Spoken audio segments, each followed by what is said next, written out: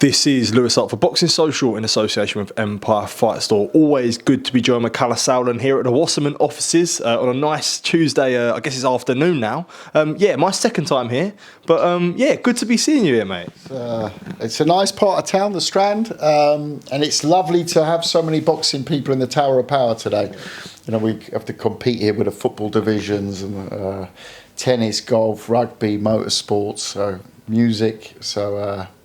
nice to have boxing well represented in the house today. Yeah, absolutely, for sure. And I guess we'll get on to obviously Harlem Eubank in a minute. But first thing I wanted to touch on, a very successful event for Misfits in Dublin. As you look back on it, was happy with how it all went? Yeah, I mean, look, it was two years Misfits, 17 events later, 18 in 2 weeks in Newcastle.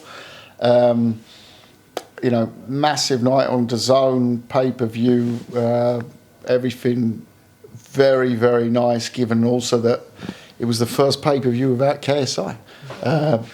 Amazing concert from KSI and Trippie Redd.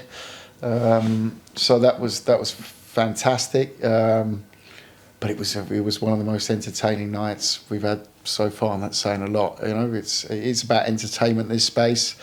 We had some right characters. We had Premier League champions. We had some of this space's biggest names, HS Tiki Toki. A little melt of the internet as always when Misfits are in town. But Dublin, what a city as well. Oh, amazing. It was the first time I've always been in and out of Dublin. It was the first time I had the pleasure of having a few days there, and it was cracking. Yeah. I was going to say, really the first time Misfits, I guess, have branched out into the footballer world, I guess, with getting someone like Danny Simpson. And that's quite a niche market to enter because, when I see Danny Simpson, it resonates with me because I've been a football fan. I've watched him be a Premier League winner. So, is it sort of like aside from all the social media influencers, that's a good route to go down as well, as we also see with obviously Benson Henderson, the UFC, that nostalgic sort of angle. No limits on it. I always say, people say, "Oh, how do I get into Misfits?" I said, well, you've got to have a following, and you've got to you've got to be able to box, or you've got to want to learn how to box.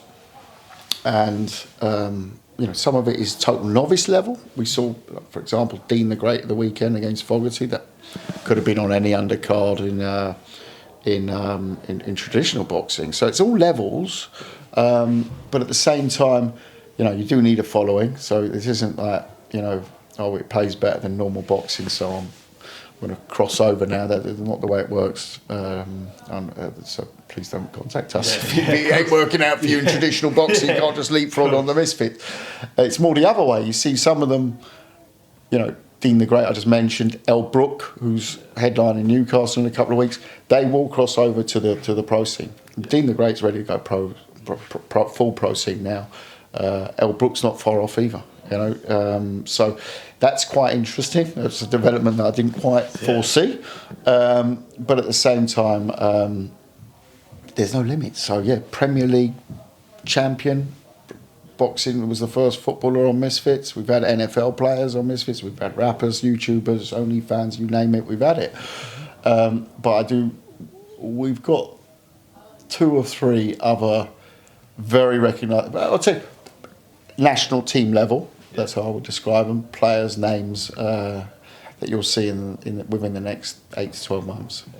It has actually brought me onto something, and I did want to ask you this just before we move on. A big thing has been made about Danny Simpson and his experience in boxing, because his claim, Danny Simpson, was that he picked up a glove 4 weeks ago or 6 weeks ago, and that's when he started boxing. Danny Aaron's contested that and said, he's been training for probably as long as I have, if not more. There was footage actually of an Instagram video of himself. You can't take too much into that because he was doing pads loosely in 2019. From the horse's mouth, I guess, has he only been boxing for 6 weeks? I think you'd have to ask him that, but I can only go with judging what I saw on Saturday night, and I've got to say it was a good contest. It was clean. It was a clean contest, which is normally something you can judge on if people can box, because if you get someone who really can't box, it turns into a very scrappy. They're holding a lot. There wasn't any holding. They both landed clean shots. They both came back from those. You could certainly see that the pair of them, when Danny Simpson took one, he you know, you could see he likes a scrap. Yeah, he didn't sort of fold. He put it on him, and the same with Danny Aaron's. You know, he took some and then, you know, gave back, and it was a nice back and forth. We was one of the first fights we didn't make it 3 minutes. It was 2 minutes. That was because Danny Simpson did sign up for the fight shortly before, so 4 weeks before. So from that point of view, I can sort of confirm what Danny Simpson said. What he had before that, I can't really judge. I'm guessing though, he hasn't had a 42 fight amateur career or something, yeah. But they both, you know, again, you know, the one Danny Simpson trained in the same gym as Lyndon Arthur. Lyndon Arthur was at the show. Pat Barrett in his corner. The other corner also, H is you know, trained around the boxing booth. Adam Booth set up. You know, he's a proper pro trainer. So they had professional setups around them, and that, you see it with Elle Brooke as well. You know, she's got a professional surroundings with the Tibbs gym, and you see that certainly pays off. You know. Yeah, definitely. And I guess we'll move on to why we're here. Harlem Eubank extending a multi-fight deal with Wasserman. Obviously, previously having a quite a strong relationship with Harlem. So I guess it's been honoured, and he's going to see his future with Wasserman. Excited for that.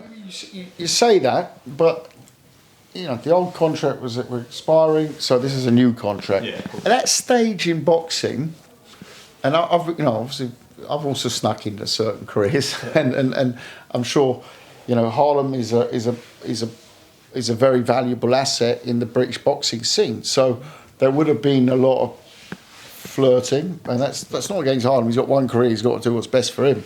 So we're you know, it's not often you see loyalty pay off in boxing. I remember the late and great Mickey Duff said, "You want loyalty, Kalle? Buy a dog," right? And boxing's not that place for that.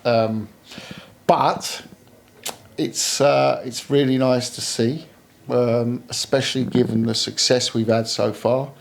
The Adam Azim episode, something that Harlem, his advisor at the time, felt was important. Okay, you know, that fight didn't happen. It's a fight that can happen in the future. It's a big fight when it does. Conor Ben, big fight as well when it does. And Dalton Smith is a great name as well. There's really interesting domestic names, but it's also about getting into that world title position as well. He's 19-0 now. He'll be out before the end of the year, and looking forward to it. Yeah. Absolutely, and I guess another thing just wanted to touch on for yourself. I know you it was a bit of like a sort of, you look from the outside with the whole Harlem and Azim situation. But yeah, when you look at it now, and they done a face off when the fight wasn't signed, and the fight didn't end up happening. From like the outside looking in, how I guess a bad look, would you say, or from maybe on Sky side? Yeah, I mean, it's not Sky. It's Boxer. Sorry, Boxer. My apologies. I don't listen. I'm not going to try and knock Boxer here. They will have fought whatever. They had a face-off. Would I have done that? Absolutely not. I spoke to them on the day, and I made that point. I said, I wouldn't do it. Why are you going to do a face-off?